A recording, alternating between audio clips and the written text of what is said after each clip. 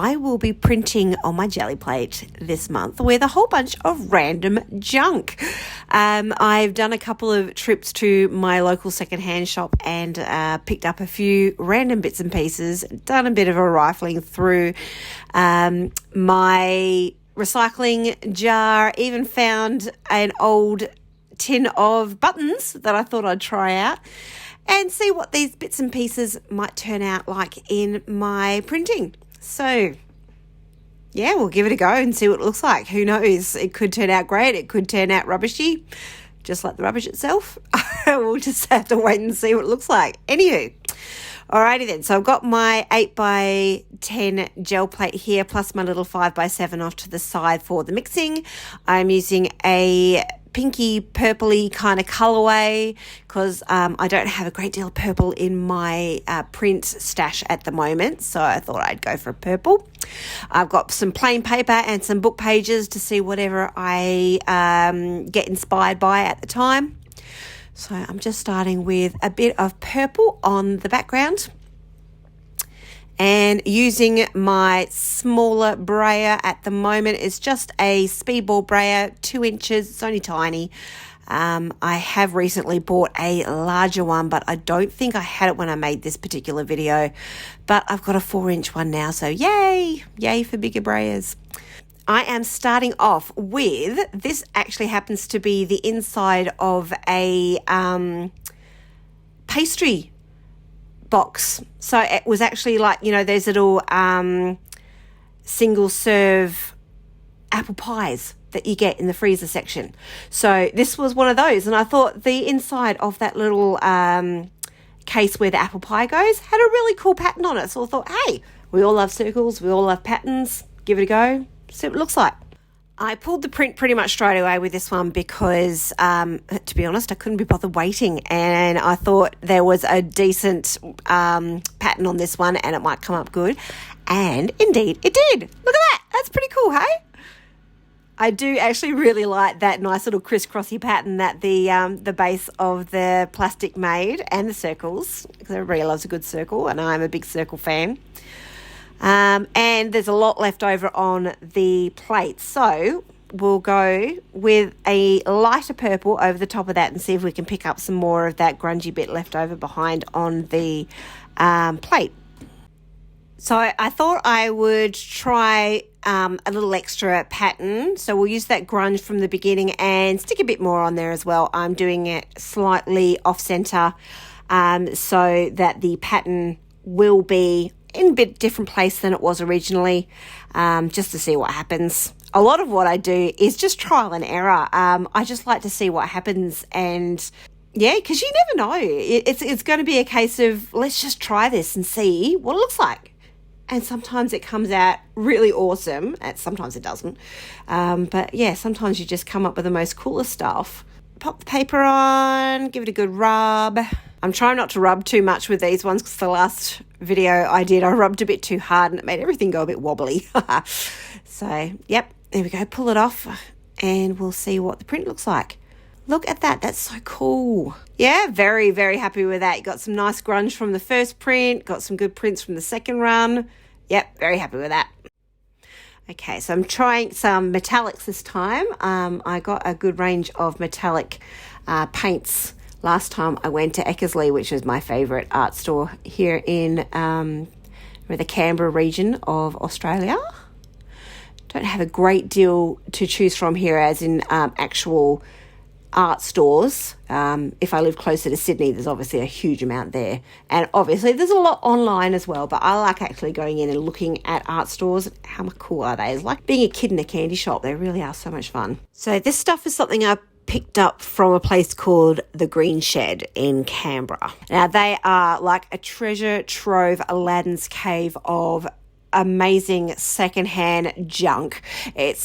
You can find the most amazing stuff in there. And I believe this is something to do with curtains. Someone might be able to tell me in the comments down below that it's something to do with hanging curtains, but I'm not really 100% sure what. I just thought that the texture in it would make the most amazing pattern. So I grabbed myself some of that and I thought, hey, let's try it. So I tried it. I have waited for that bronze metallic to dry. So it should be dry in this. I have waited a bit there for it to dry. Going duo tone with pink and white. And of course, mixing that pink and that white together gives you a really good kind of mottly mixed, a little bit of this and a little bit of that colour. It's fun actually watching this back again a week or so later, because I'd actually forgotten what I've done for a lot of these. So it's like watching it all over again. It's like, yay, how fun is that? Okay, and I'm pulling the print now. All right, let's see how we go. What does it look like? Ooh, I love that colour. That is a gorgeous colour. That is really cool texture. Yeah, I love that. Check that out. That is awesome. I will definitely be using that one again. It's not so much, you can't really see the pattern overly well, but the texture that created, so cool. All right, what's next? All right, we're going into the purples. And we're using some of that pink that's still on the 5x7 plate, mixing it together a little bit. Okay, trial number 2. So this time I am rubbing a little harder. So I'm using the piece of paper to actually rub harder with a bit more pressure on the texturizer. So you can see it's got a much deeper pattern on that. So when you use more pressure on the plate, pressing it down to get more pattern, it makes a deeper indentation into the paint and therefore onto the squishiness of the plate. And so you can get more texture, more pattern, and it will create a more defined texture and pattern. And I'm going straight in, not even bothering to let it dry. Let's see what happens here. I have no idea. Let's have a look. Ooh, it's exciting. It's like an adventure. Oh, yeah? Oh, I don't mind that. Look at the pattern that came up with. Yeah, that's cool. So without putting that extra color on top of it, you can really see that pattern that that material created.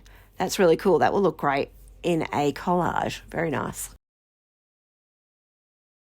Darker purples. Ooh! So we're mixing those lighter purples and the darker purples. Am I going for a gradient or am I just going to mix it? Yep, just a mixture, just mixing it. Alrighty then, so this is a plastic circle thingo, which I think is a gasket of some kind. I picked it up in the green shed. There's a section which has got a whole bunch of random bits and pieces of like nuts and bolts and washers and just random things that you'd find in your granddad's shed. I found this and I went, that is cool. I like the look of that. No idea what it was originally used for, but it makes an awesome stamp for my jelly plates. And circles. Everybody loves a circle. When I am stamping on my plate, I start off being random about where I place stuff, but eventually I will be a bit more precise about where I'm actually placing it depending on how it's looking. So I'll say, okay, there's a big empty spot here. I'll place one there. I think it would look nice with an extra bit of pattern design here, things like that. So sometimes it's a bit random, sometimes it's a bit more intentional. Okay, so I'll let it dry a little bit. And now I'll come in with a darker purple so that those areas where I have stamped in the circle will come out a little more. Okay, let's have a look and see how this turned out. Oh, that's so pretty. Oh, look at that. They came out really well. Oh, I love that. Circles are awesome, aren't they? There's something so organic and pretty about circles. And I've got lots of beautiful grunge on there still. So I'm using the paint that's still left on the 5x7, mixing some of that white in there so we get a lighter purple from the purple that's still already on there, mixing in the white. So basically I get a lighter shade. And then that will work in with the grunge that has been left behind on the larger plate, create a little bit of interest. Okay, so this bit here is another bit of random rubbish. We have this interesting elasticy kind of stuff that I picked up again from the green shed. So we'll see what that turns out like. Another experiment. I thought the texture was interesting on it, so we'll give it a go. I have no idea if it'll work. It's always fun to experiment with something weird. Nothing ventured, nothing gained, as they say. The elastic is causing it not to sit terribly well on the plate, so it may not work great. All right, so I'm using this to kind of squish it down, press it into the plate, try and get some of that texture happening. As I said, it's an experiment. You don't know if something's going to work unless you try it, do you? So what's going to happen here is those patterns are going to come up in the blank spaces on the original print. So you're going to see the pattern come up in the empty spaces. See, there you go. Yeah, that looks all right. I don't mind that. Yeah, cool. So that's part 1 of my printing with junk. Stay tuned for part 2. It'll be coming out soon. I think I produced some pretty awesome prints here with the bits of random junk I picked up at the green shed. Can't wait to see what comes out of the buttons and other bits and pieces that I found. We'll see you in the next installment.